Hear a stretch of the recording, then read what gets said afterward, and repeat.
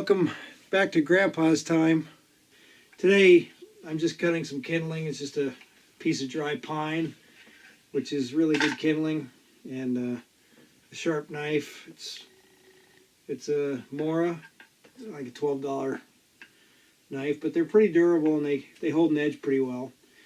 And then I just kind of look for an edge on the wood, and I just usually I'll hold it down against something and I'll just start to cut. Some people make fire, what do they call them, feather sticks like this, and I never really have made a real feather stick. I've kind of made them before, but most of the time I just make a big pile of kindling and then find some good tinder in the woods.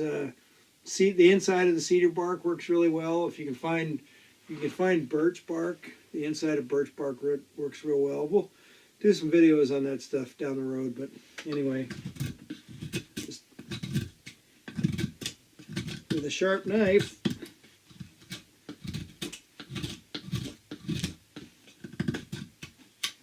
and just make a mess here on the carpet. But that's what you're after. Just shavings is what you're doing, and I'll make a pile and then I'll show you what a good pile of shavings would be for a fire. So be right back.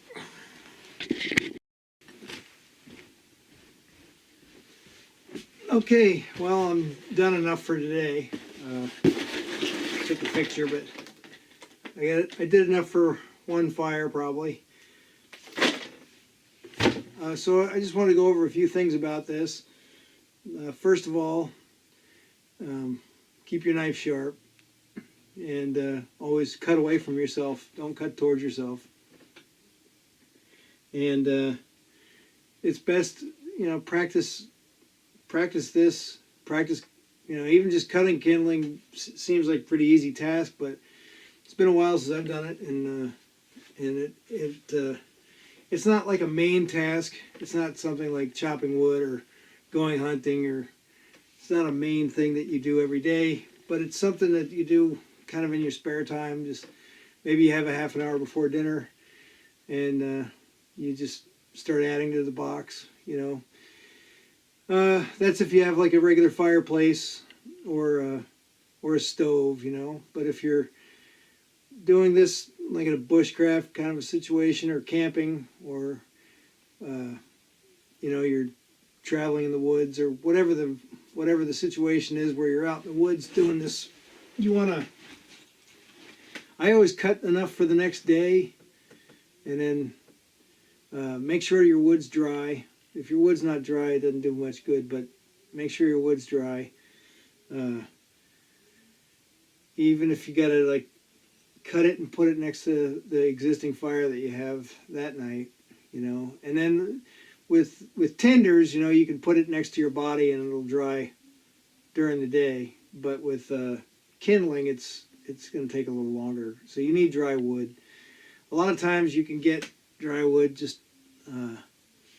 sometimes you just go under a tree and you can just break off all the old branches, that all the dead stuff. And you don't have to sit there and cut it. So that's all I can really think of right now.